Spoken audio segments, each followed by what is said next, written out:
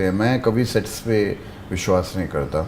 मैंने real locations पे shoot किया और महाराष्ट्र में बहुत बहुत खूबसूरत लोकेशंस हैं जो अभी तक रिजर्व्ड हैं, बरकरार हैं, जो हमको लगा कि ये बिल्कुल ज़रूरी है, ये ओमिट नहीं होना चाहिए। उस सब को लेके हमने वो फिल्म बनाई। सो ना सिर्फ फरार का है, ना सिर्फ भिडेवाड़ा का है, लेकिन जब ये उस्मान शेख के घर गए, अपने घर को छोड़कर उस्मान शेख के घर गए, फातिमा शेख से मिले, और फातिमा शेख और सावित्री मिलकर पहली टीचर्स रहे। टेक्निकली वो 1848 वाला एरा रिक्रिएट करना और आज की तारीख में मतलब सिर्फ सेट लगाना नहीं है, वो सोल्स लेके आना और उसको जिंदा रखना, उसको जिंदा दिल में कन्वर्ट करना। एज ए डायरेक्टर आपके लिए सिर्फ पीरियोडिक एरा रिक्रिएट करना नहीं है, वो तो आर्ट से हो जाएगा, पर एज ए डायरेक्टर आपके लिए क्या चैलेंज था? और आज के सोशल पॉलिटिकल सिनेरियो में जो मराठी में कहते हैं ना तारेवरची कसरत, मतलब यहां कुआं और यहां खाई, ऐसे चलते वक्त ये दो किरदार अंगारों जैसे हाथ पे लेके चलना कितना आपके लिए आह्वान? डेफिनेटली जब आप 2024 या 2023 में 1848 की फिल्म बना रहे हो तो एक तरह से आप पूरे टाइम मशीन के अंदर चले जाते हो और वहाँ जाकर पूरा वो एक शुरुआत करते हैं, इतनी डिटेलिंग करते हैं। मैं कभी सेट्स पे विश्वास नहीं करता। मैंने रियल लोकेशंस पे शूट किया और महाराष्ट्र में बहुत बहुत खूबसूरत लोकेशंस हैं जो अभी तक रिजर्व्ड हैं, बरकरार हैं। तो वो हमारे लिए बहुत फ़ायदेमंद हुआ, हमने उसको प्रॉप अप किया। और फिर जब ज्योतिबा और सावित्रीबाई फुले अपने कॉस्ट्यूम में, अपने ड्रेस में वहाँ अंदर आए तो ऐसा लगा कि हम उस एरा में पहुँच गए हैं।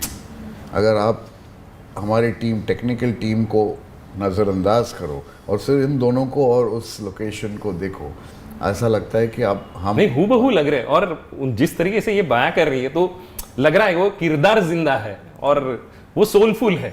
आई थिंक ये एक डेडिकेशन और पैशन था इन एक्टर्स का, because they just jumped into it. वो तो कहते हैं ना कि प्लंज्ड इनटू द वाटर, अभी हमको स्विम करना है और कोई सोच ही नहीं था और कोई ऑप्शन भी नहीं था।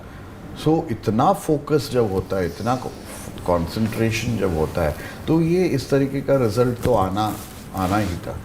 सर यदि फडके, हरिनरके, इनका समग्र फुले ग्रंथ या जो फुले साहब नहीं लिखे, शेतकऱ्याचा आसूड या अलग, कौन सी चीज़ें की बेसिक रेफर किए गए या किस डॉक्यूमेंट को लेके या उसको बेस्ड है, ऐसा हम कह सकते हैं इसमें? एक तो उनकी गुलामगिरी जो है, स्लेवरी, वो उसके ऊपर से बहुत सारा मटेरियल मिला जो उन्होंने उसके बारे में लिखा जो उनकी ज़िंदगी में घटी। फिर बहुत सारे हिस्टोरियंस ने किताबें लिखी, मराठी में भी है, हिंदी में भी है, कुछ अंग्रेज़ी में भी है। तो एक बहुत पूरा वॉल्यूम्स जो हैं उस सब को देख के, उसको इकट्ठा करके, फिर उसमें से छान के, फ़िल्टर करके जो इम्पोर्टेंट चीज़ें हैं, प्रायोरिटी के इंसिडेंट्स हैं, वो लेकर, क्योंकि हम कोई वेब सीरीज़ तो नहीं बना रहे हैं यहाँ। So it had to be 2.25 hour film. So उस हिसाब से हमने, जो हमको लगा कि ये बिल्कुल ज़रूरी है, ये ओमिट नहीं होना चाहिए, उस सब को लेके हमने वो फिल्म बनाई। So the process of scripting, इतनी सारी किताबों से फाइनल शूटिंग स्क्रिप्ट तक आना, वो it was a long process. Phule साहब कवि भी थे, मतलब उन्होंने जो अखंड लिखे, मतलब कविता का एक नया फॉर्म उन्होंने लिखा जो संत साहित्य के बाद मराठी में बहुत प्रमाण माना गया। उनके कुछ कविता के पंक्तियाँ वगैरह या उसको रेजोनेट किया गया या उसको ट्रांसलेट किया गया? बिल्कुल, वो जैसा है वैसे ही रखा है हमने मराठी में। अच्छा। और उससे भी बेहतर जो है सावित्रीबाई फुले की पोइट्री जो है, हाँ। उन्होंने भी बहुत सारे पोइट्री लिखी, तो वो भी हमने रेफर किया है, उसकी भी जिक्र है। So they were educated, they were literate, and न सिर्फ लिटरेट थे, वो लिखते भी थे, पोइट्री करते थे, गाते थे।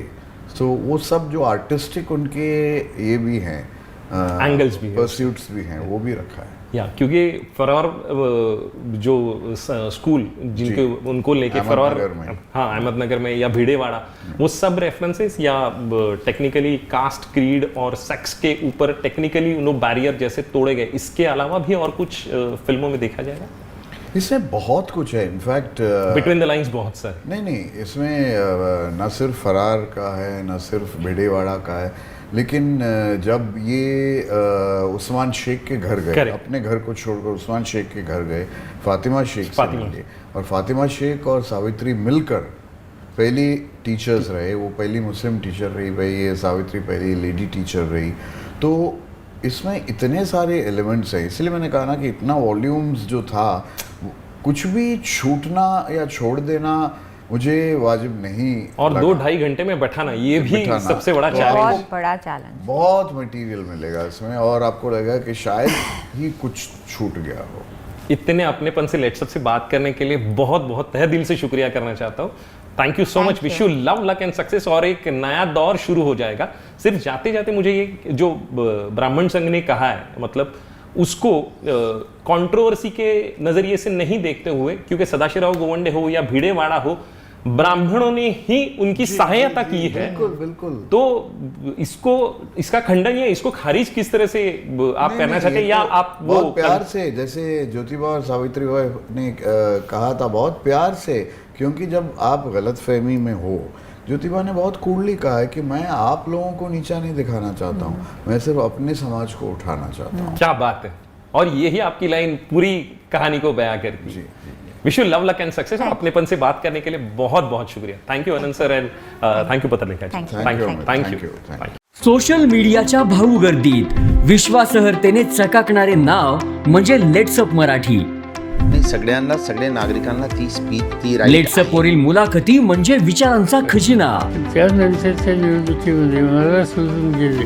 बातम्या केवळ वस्तुस्थिती सांगणाऱ्या, न प्रोपगंडा, फक्त जनतेचा अजेंडा।